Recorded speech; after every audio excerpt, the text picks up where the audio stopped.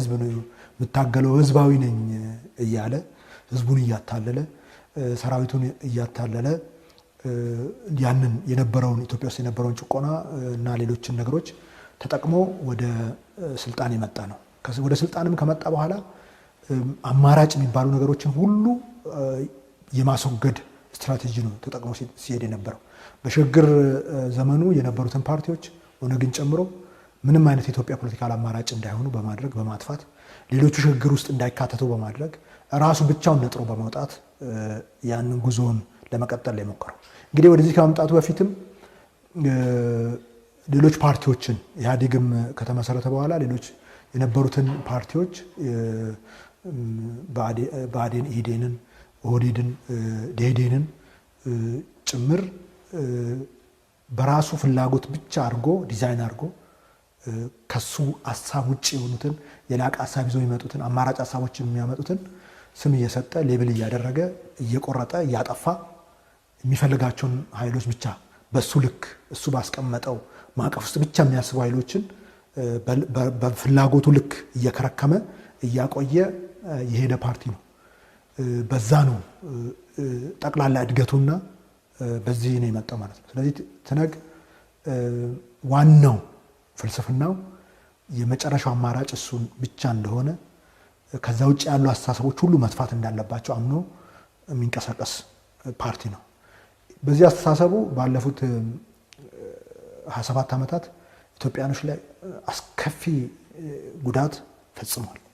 ያልፈጸመው ግፍ፣ ያልፈጸመው ተንኮል፣ ያልፈጸመው በደል በኢትዮጵያ ምድር ላይ የለም። ይሄን ሲያደርግ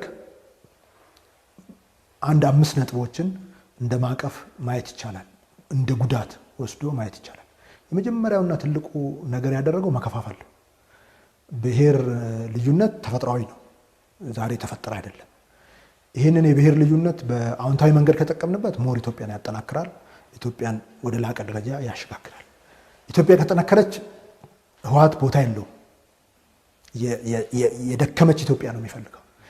የደከመች ኢትዮጵያን እውን ለማድረግ ደግሞ በደንብ አቅዶ አስቦበት ነው ሲሰራ የቆየው። ይሄን ሲሰራ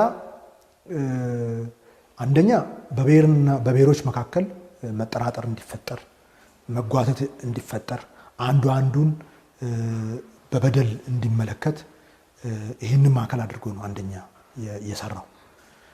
በብሔር ውስጥ በራሱ በብሔር ውስጥ ደግሞ አንዱ ብሔር ውስጥ ያለውን የአካባቢያዊ ልዩነቶችን በመጠቀም ብሔሩ የማዳከም ብሔሩም ከጠነከረ መልሶ ኢትዮጵያን ስለሚያጠናክር መፍትሄ ስለሚሆን፣ ለምሳሌ ኦሮሞነት እንዳይጠነክር ኦሮሞነትን ከፋፍሎ በዞን በምናምን አድርጎ አርሲ፣ ወለጋ፣ ሸዋ፣ ሐረርጌ፣ ቦረና፣ ጉጂ ብሎ በመከፋፈል እና ሞር ክፍተቶችን በመፍጠር አማራውን በመከፋፈል ጎጃም፣ ጎንደር፣ ወሎ፣ ሸዋ በማለት በመከፋፈል በማዳከም ላይ የተጠመደ ነው የነበረው። ሶ ብሔርን በአዎንታዊ መንገዱ ሳይሆን በአሉታዊ መንገዱ በመጠቀም ብሔሮቹ አቅም እንዳይኖራቸው፣ ኢትዮጵያን እንዳያጠናክሩ፣ ወደ ጋራ ማንነት እንዳይመጡ፣ የጋራ ነገር ላይ ትኩረት አድርጎ ኢትዮጵያን የላቀ ደረጃ እንዳያደርሱ የመከፋፈል ስራ ነው የሰራው። በዚህ ሂደት ውስጥ ትንሽ ጠንከር ያሉትን ደግሞ ሌብል በማድረግ የመስበር ስራ ነው ሲሰራ የነበረው። አማራውን ትምክተኛ በማለት የማፍረስ ተቋማቶቹን የማዳከም ስራ ነው ሲሰራ የነበረው። ኦሮሞን ጠባብ በማለት በመስበር በማዳከም ጥቅሙን እዚህ ውስጥ ለሚፈልገውን ነገር ለማሳካት ሲሰራ የነበረው። ደቡቡን በተመሳሳይ መልኩ ይህንን በደንብ ነው የመከፋፈል ስራውን የሰራው። ኢህአዴግ ውስጥ ራሱ ኢህአዴግን 9ኛን ወንበር ይዞ እሱ 36ቷን ወንበር ይመራታል፣ ያሾራታል። ከዛ ውጭ የሆነውን ኃይል እየጠረገ ያባረራል፣ እርምጃ ይወስዳል፣ ይገላል፣ ያስራል። ሌሎች አካባቢዎችን ደግሞ እንደ አጋር እያለ ስም እየሰጠ ለምሳሌ ቤንሻንጉል፣ ጋምቤላን፣ ሐረሪ ክልልን፣ ሶማሌ ክልልን፣ አፋር ክልልን ከኢትዮጵያ ውጭ አድርጎ እሱ ፈላጭ ቆራጭ ብቻ እንደሆነ አድርጎ በመውሰድ ሌሎችን ከጥቅም ውጭ በማድረግ ነው ሲሰራ የቆየው። ይሄ በደንብ ተክኖበት የኖረ ነው ማለት ነው። ህወሓት የብሔር ማንነትና የኢትዮጵያዊ ማንነት እንዳይታረቅ አንዱ የአንዱ ጠላት እንደሆነ አማራነት የኢትዮጵያዊነት ጠላት አይደለም፣ ኦሮሞነት የኢትዮጵያዊነት ጠላት አይደለም። አንዱ የኢትዮጵያዊነት ማንነት ነው። ይሄ የወላይታነት፣ ሲዳማነት፣ አፋርነት፣ ሶማሌነት የኢትዮጵያ ማንነቶች ናቸው፣ ኢትዮጵያዊ ማንነቶች ናቸው። እነዚህ እንዳይኖሩ የተጣሉ እንዲመስሉ በማድረግ አዳዲስ የታሪክ ትርክቶችን ስታብሊሽ በማድረግ እና መከፋፈል መሰረት እንዲጥል በማድረግ ነው ሲሰራ የቆየው። አንደኛውና መሰረታዊ ነገር ይሄ ነው። በዚህ ነው ስልጣኑንና ፍላጎቶቹን መሰረት ሲይዝ የነበረው ህወሓት። ይሄን በማድረግ ኢትዮጵያዊነትን አዳክሟል። ይሄን በማድረግ ብሔርተኝነት በአዎንታዊ መንገድ ሳይሆን በአሉታዊ መንገድ እንዲያድግና እንዲጣመም በማድረግ ኢትዮጵያን እና ኢትዮጵያውያኖችን በድሏል። የጋራ ማንነት እንዳያድግ አድርጓል። እያንዳንዱን ብሔር ስም እየሰጠ ሌብል እያደረገ እየገደለ እያሰረ እያሸማቀቀ ሰው በማንነቱ እንዳይኖር በማድረግ በደል ፈጽመዋል ማለት ነው። አንደኛው ይሄ ነው። ሁለተኛው ነገር ትነግ ጥርሱን የነቀለበት መንገድ ኢሰብአዊነት ነው። ኢሰብአዊነት ተፈጥሮ ነው። የራሱን እኔ ብቻ የሚለውን ሀሳቡን ለማስረጽ ከሱ ውጪ ከሱ አስተሳሰብ ከሱ የፖለቲካ ስልጣን ከሱ የኢኮኖሚ ፍላጎቶች ውጪ ያሉ ኃይሎችን ያጠፋል። ይሄ እንደ ስራ ነው የወሰደው። ይሄም ምን ሲያደርግ ነው የኖረው? ሲያስር፣ ሲገል፣ እግር ሲቆርጥ፣ ከሰማይ በታች ያሉትን በደሎች ሁሉ በኢትዮጵያውያኖች ላይ ሲፈጽም ነው ትነግ የኖረው ማለት ነው። ከዚህ ረገድ ስናይ ለምሳሌ በክልላችን ወጣቶችን በስናይፐር እየጨፈጨፈ ቄሮን፣ ቀሬን፣ በሌሎች ክልሎችም ያሉ ወጣቶችን ከመጀመሪያው ከ83 ጀምሮ በአፉ ህዝባዊ ነኝ እያለ በተግባር ግን እሱን የሚጻረሩ ኃይሎችን ሁሉ እየገደለ እያሰረ እያጠፋ ነው ሲኖር የነበረው። ኢትዮጵያኖችን ለስደት ዳርጓል። በበረሃዎች ውስጥ እንዲያልቁ ኢትዮጵያኖችን አድርጓል። በበረሃ ብቻ ሳይሆን ሌላው የአሳ ነባሪ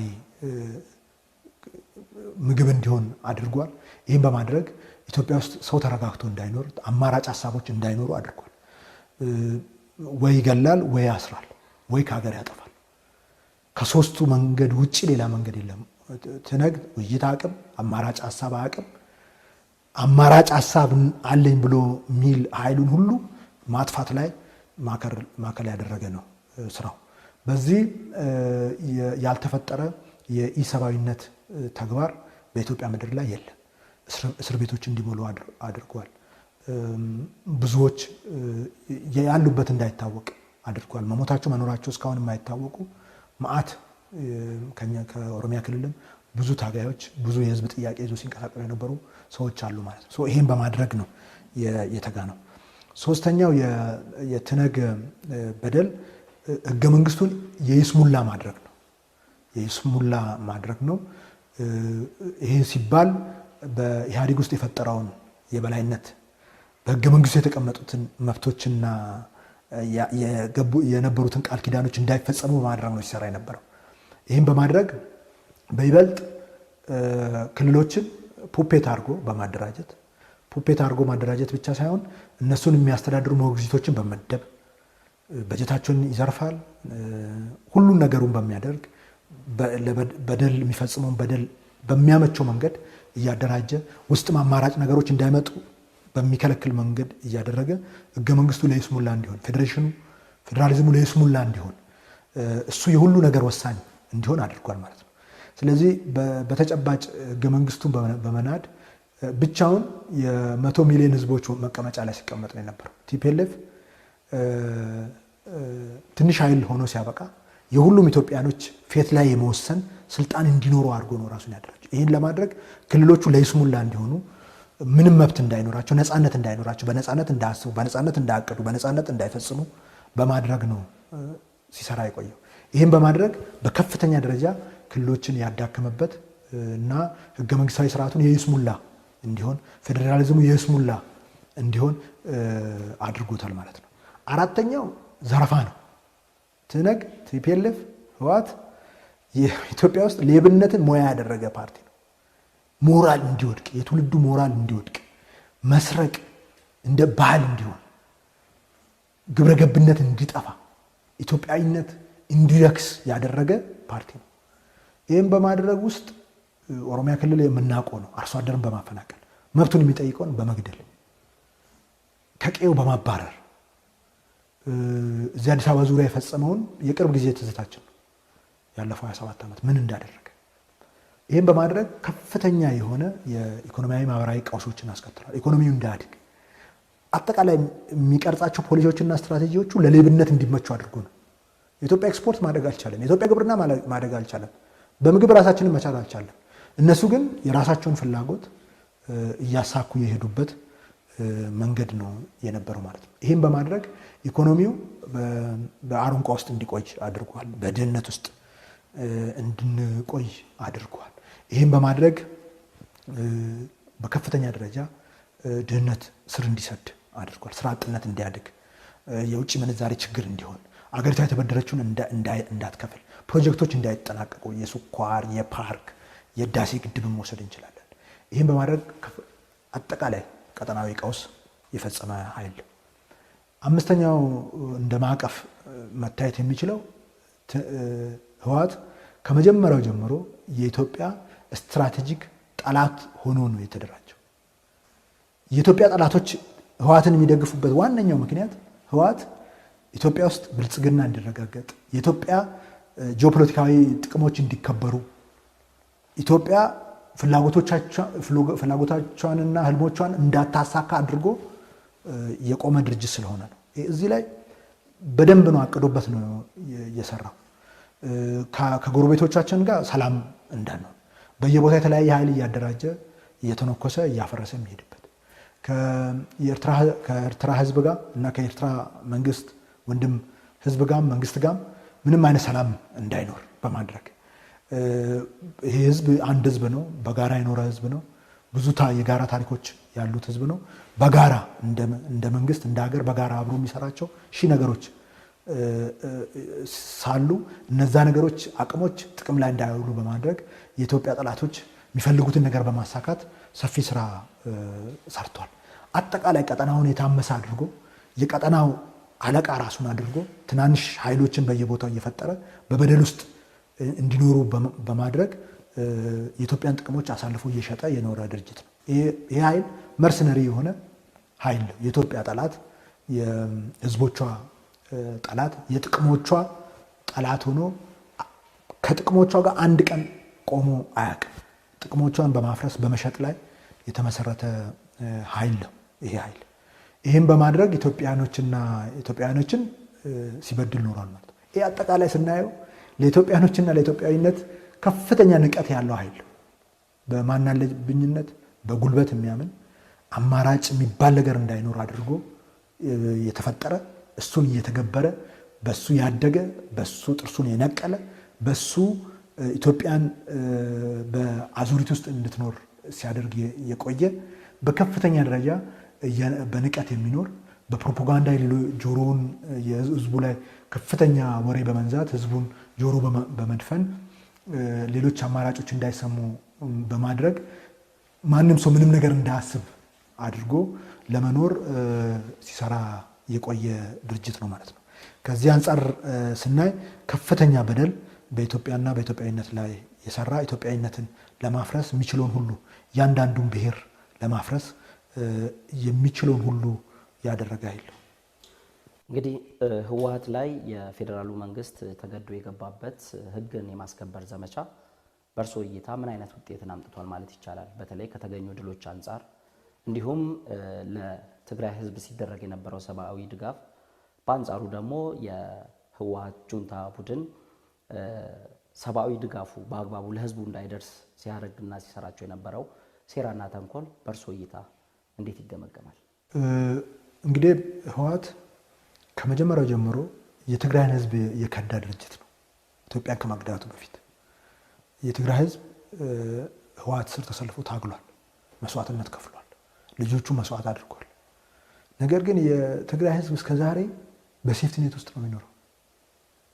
ጥቂት ኃይሎችን በውስጡ ያሉትን ኃይሎች የኢኮኖሚ ጥቅም ሲያረጋግጥ የኖረ የትግራይን ህዝብ ግን መያዣ አድርጎ በእርዳታ ኃይል የሚያኖር ከሱ እጅ እንዳይወጣ እርዳታ ኃይል እየሰጠ በእጁ ይዞ እንደ ሆስቴጅ ይዞ ሲያኖረው የኖረ ህዝብ ነው የትግራይ ህዝብ። ክደቱ ከዛ ነው የሚጀምረው። እንግዲህ ይሄንን ሆስቴጅ ያደረገውን የትግራይና የኢትዮጵያ ህዝብም ባለፈው ስፔሻሊ ከ2007 ጀምሮ በኢትዮጵያ ሲደረጉ የነበሩ የህዝብ እንቢተኝነት ትግሎች ፍሬ አፍርተው ህወሓት 2010 ላይ ስልጣን አጣ። የማዕከላዊ መንግስት ስልጣን አጣ። የማዕከላዊ መንግስት ስልጣን ሲያጣ ህወሓት እንደ ትልቅ ሞት ነው የወሰደው። ከዛ በኋላ ህወሓት የወሰደው አማራጭ ወደ ክልሉ ሄዶ ወደ ትግራይ ክልል ሄዶ የትግራይን ህዝብ ሆስቴጅ አድርጎ ያኖረውን በሴፍቲኔት ውስጥ ያኖረውን ህዝብ የከርቶት ምንም አይነት ልማት እንዳያይ አድርጎ ያኖረውን ህዝብ ለመጠቀም ነው ሙከራ ሲያደርግ የነበረው እና ትግራይ ህዝብ ጠላቶች ብቻ እንዳሉት ከኢትዮጵያኖች እንዲነጠል ቀን ከሌሊት እድሜ ልኩን ሰርቷል። ባለፉት 3 ዓመታት ደግሞ አበክሮ ሰርቷል። የኢህአዴግ ሪፎርም እንዲደረግ ለማድረግ ከ92 ጀምሮ ሙከራዎች ተደርገዋል። እንግዲህ ህወሓት ኢትዮጵያን ይዞ ኢትዮጵያን እየመራ ነገር ግን ሽፍታ ሆኖ የኖረ ነው። አዲስ አበባ ነው የሚኖረው፣ ግን ሽፍታ ነው። ህወሓት ስሙን እንኳን አልቀየረም። 27 ዓመት ኢትዮጵያን እየመራ የትግራይ ህዝብ የነፃነት ግንባር ሆኖ ነው የቆየው። ስሙን ሳይቀይር ስብዕናውን ሳይቀይር ነው የኖረው። ምክንያቱም ከመጀመሪያ ጀምሮ የያዘው መንገድ እና የበቀለበት መንገድ የጥፋት በደልን የማስረጽ ፍላጎቶቹን በጉልበት የመፈጸም ሂደት ስለሆነ ሪፎርም ከተደረገና ኢህአዴግ ውስጥ ውህደት ከተፈጸመ ቦታዎቹን እንደሚያጣ ስለሚያውቅ የብቻ የሚለው ነገር እንደሚያጣ ስለሚያውቅ ከመጀመሪያ ጀምሮ ስሙን ሳይቀይር ቤተ መንግስት ሆኖ ግን በሽፍትነት የኖረ ኃይል ነው። ስለዚህ ወደ ኢህአዴግን ሪፎርም ወደ ማድረግ ሲገባ ቅድም ያነሳሁትን የሞግዚት አስተዳደር የማፍረስ ሁሉም ኢትዮጵያውያኖች ሁሉም ብሔር ብሔረሰቦች እኩል ተሳትፎ በኢትዮጵያ ጉዳይ ላይ እንዲኖራቸው የማድረጉ ስራ ሲጀመር ህወሓት ከብልጽግና ቀርቶ ወጣ፣ በግልጽ ወጣ ማለት ነው። ምክንያቱም እሱ የበላይ ያልሆነበት ስርዓት ስለማይቀበል ሁሉ የሚሳተፍበትና እኩል የሚደመጥበትን ማዕቀፍ ህወሓት ተቀብሎ ማዕቀም ለሱ ይሄ ከተፈጥሮ ውጭ ነው፣ ከሱ ተፈጥሮ ውጭ ነው። ስለዚህ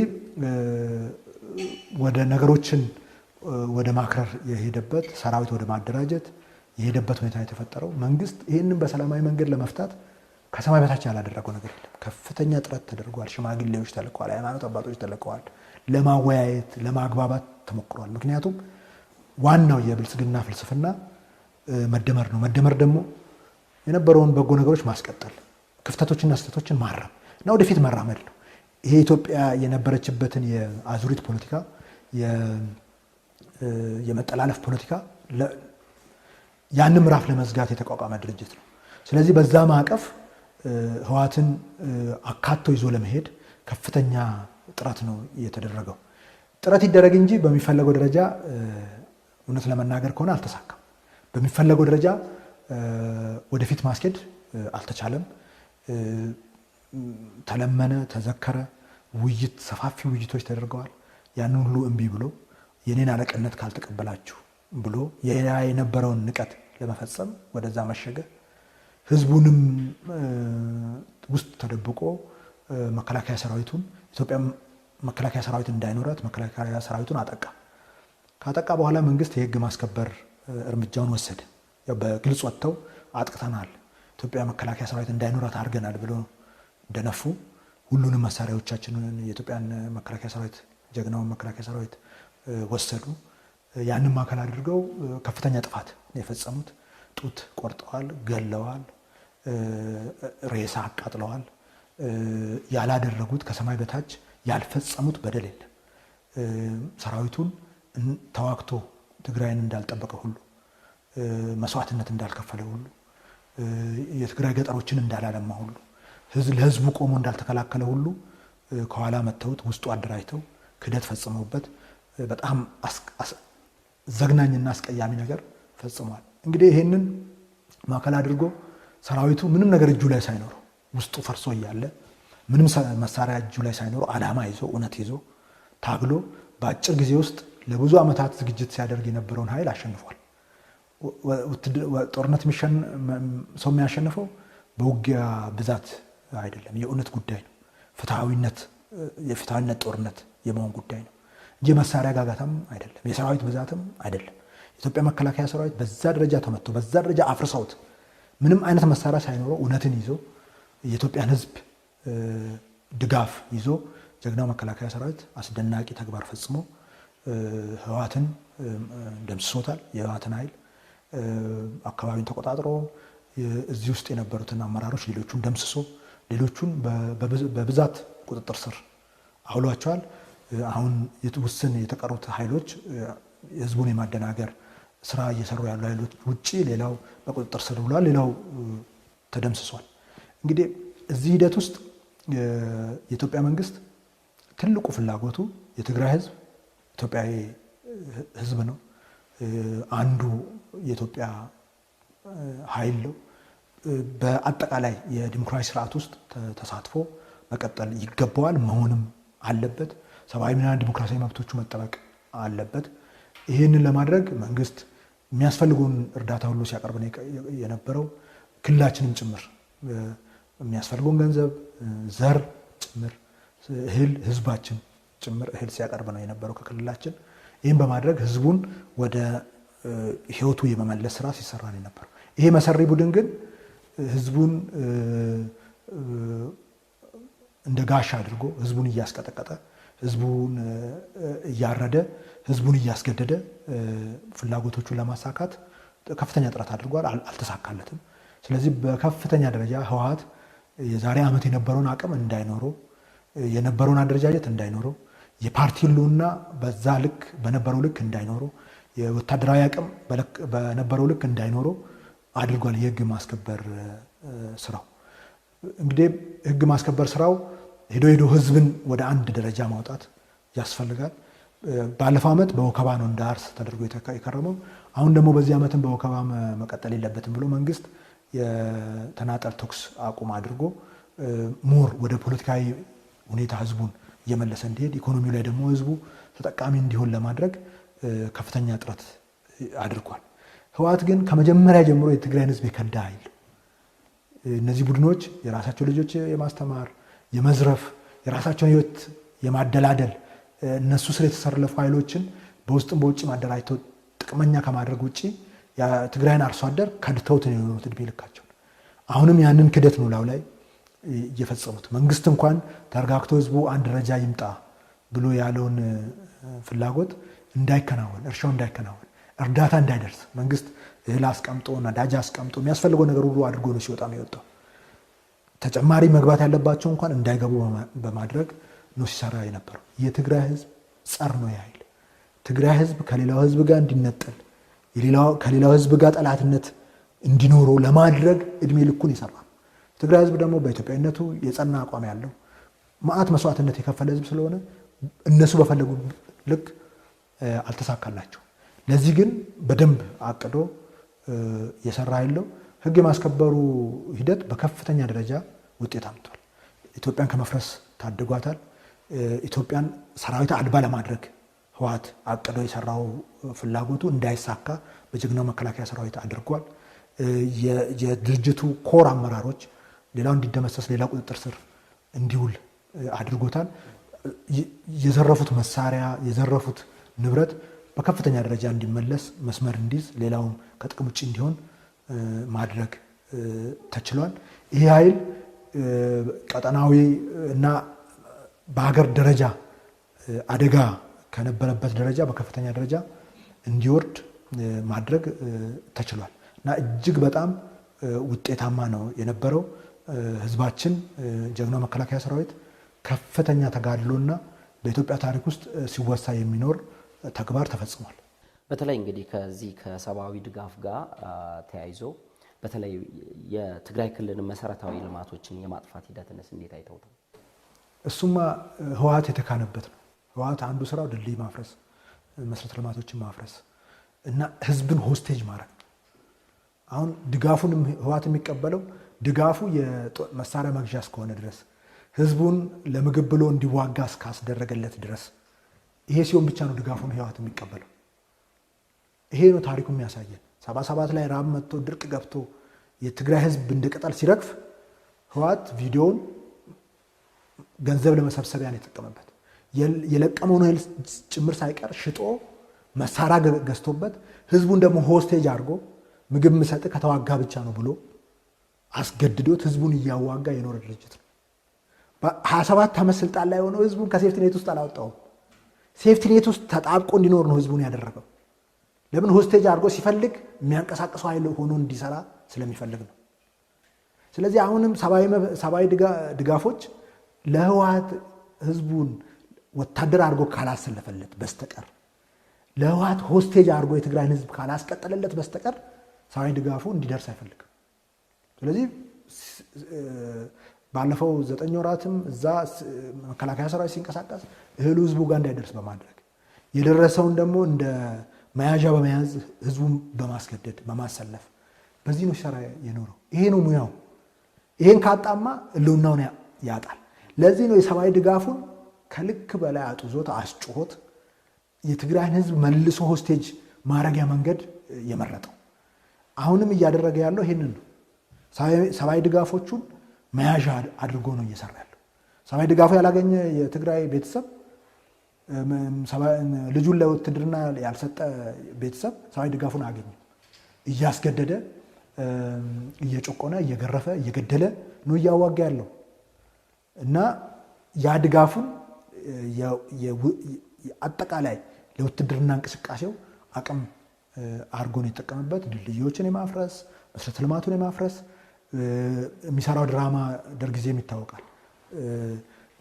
እንትን እንዲደረግ አድርጎ ቦምብ እንዲደበደብ እያደረገ ሀውዜንን በዛ መልኩ የኖረ ድርጅት ነው።